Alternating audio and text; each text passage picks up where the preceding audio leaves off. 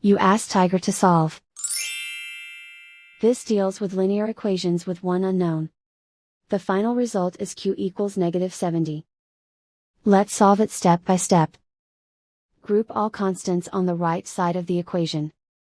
Subtract 5 from both sides. Group like terms. Simplify the arithmetic.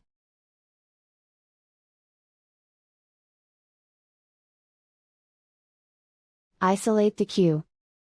Divide both sides by -2.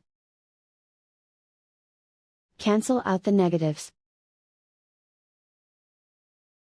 Simplify the fraction. Move the negative sign from the denominator to the numerator. Find the greatest common factor of the numerator and denominator.